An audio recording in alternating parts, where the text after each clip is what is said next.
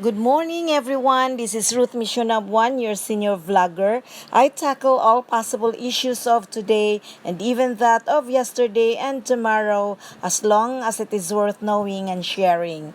If you did not subscribe to this channel yet, please do subscribe now and click the bell button to keep updated of new videos in case I cannot send the link promptly.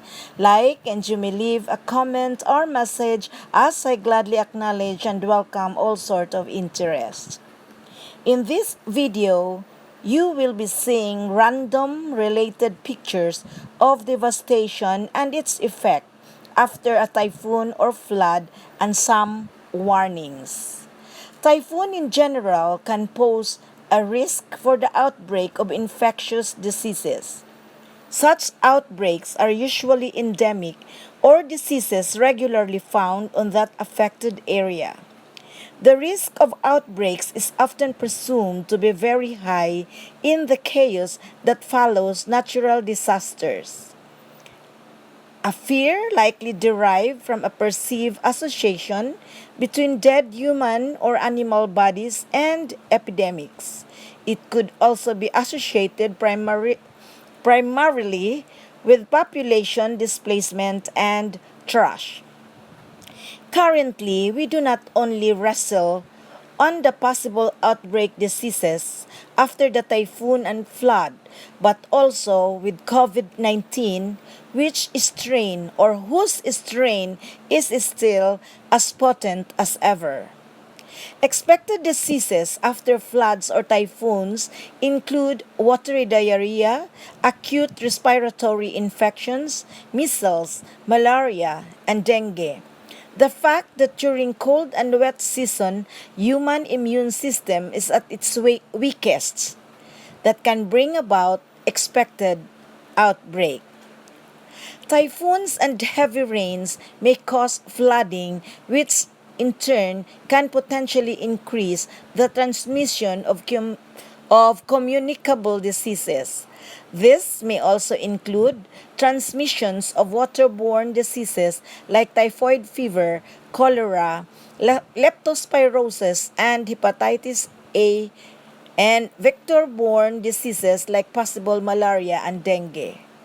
Common infections or diseases that may spread include coughs and cold, acute gastroenteritis, skin and eye infections. The next narrative are some recommendations as to safety of our daily survival and need. Other recommendations may be too ideal, but it is all up to you to consider. Always weigh the benefit against the risk. At the end of the day, it is always your judgment or our judgment that counts. Water as one of the most important access to survival. Water is a fundamental need in the aftermath of a disaster. Disaster victims can survive for several days without food, but only for a short time without water. Make sure drinking water is from a safe source. Use bottled water that has not been exposed to flood waters. When bottled water is not available, flush the water lines if there is any and assure they are clean internally before using, even on washing dishes and utensils. When in doubt of the safety of available water in the tap, boil water for 2 minutes or longer. Boiling water will kill most types of diseases causing organisms that may be present. If water is cloudy, filter it through clean clothes or allow it to settle and draw off clear water for boiling. Boil the water, allow it to cool, and store it in a clean container with cover. If you can't boil, you can disinfect using household bleach. Bleach will kill some but not all types of disease-causing organisms that may be present in the water. If water is cloudy, Filter it through clean clothes or allow to settle and draw off clear water for disinfection by using a disinfecting solution made by adding 1/8 teaspoon or 8 drops of regular unscented liquid household bleach for its gallon of water. Stir it well and let it stand for 30 minutes before you can use it. Store disinfected water in clean containers with covers. Chlorinated drinking water is also safe as long as chlorine content is on its safe level for human consumption. If you have a well that has been flooded, the water should be tested and disinfected after flood waters recede. Now, after water, the next essential is food. After a disaster, people need to assess all food and food preparations. Decide what to keep or throw away. Most likely, food survived from flood might be contaminated. Always determine the safety of your food. Do not always rely on appearance or odor. Discard perishable food such as meat, poultry, fish, eggs, or leftovers that has been thawed for 2 hours or more. Do not eat any food that may have come into contact with flood water. If in doubt, throw or discard. Do not eat food packed in plastic, paper, cardboard, cloth, and similar containers that have been water damaged. Discard food and beverage containers with screw caps, snap lids, crimp caps like soda bottles, twist caps, flip tops, and home canned foods if they have come in contact with flood water. These containers cannot be disinfected. Undamaged commercially prepared food in all metal cans or retort pouches can be saved if you remove the labels. Thoroughly wash the cans, rinse them well, then disinfect with a sanitizing solution consisting of 1 tablespoon of bleach per gallon of potable water.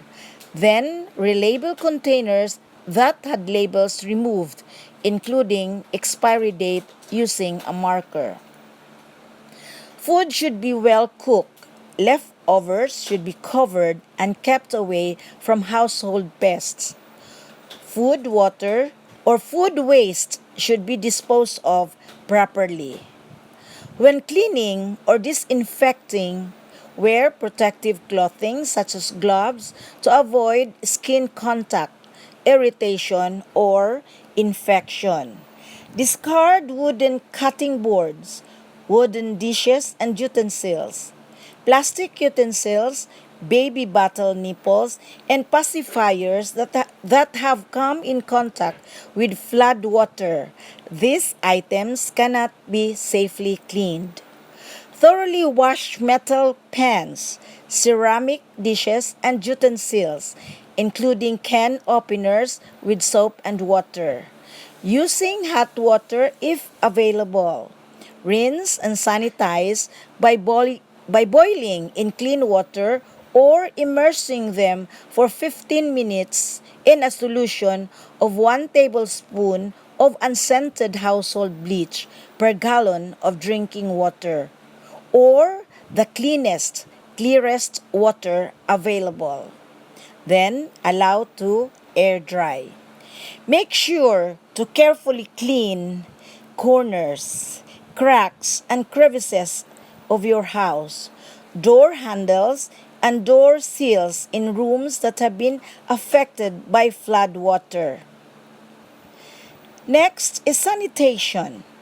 The impact of sanitation on human health and dignity cannot be overlooked. Sanitation infrastructures that had survived the storm should quickly be improved before people starts to feel the need to use. Otherwise, improper disposal of human waste is the greatest contributory factor to an infectious surroundings. In many of the affected areas, responding to the sanitation requirements is equally important. Next is clothing. Water that comes with floods is very dangerous. Various bacteria and microorganisms inhabit it. When the water reaches your clothing, these microbes stay on the clothes and endanger your health.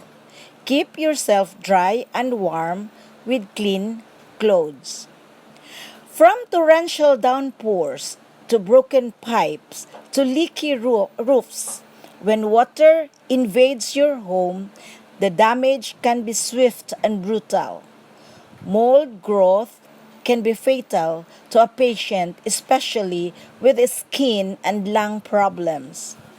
Flood water may carry silt, raw sewage, oil, or chemical waste that can cause a whole range of bacterial, viral, or parasitic diseases.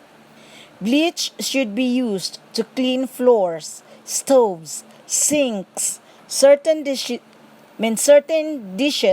and countertops. Do not use more than 1 cup of bleach per gallon of water. Remember to never mix ammonia or other cleaners. Now, on health issues, always consult a doctor at once if you or any of your household member have any sign or symptom of infection. This will help prevent the spread of infection. Please do not allow your children to wade in flood waters to avoid diseases such as leptospirosis. Dispose all wastes properly. Maintain personal hygiene. Always wash hands before and after prepping food. More so, before and after eating. Please do not forget to wash your hands after using the toilet.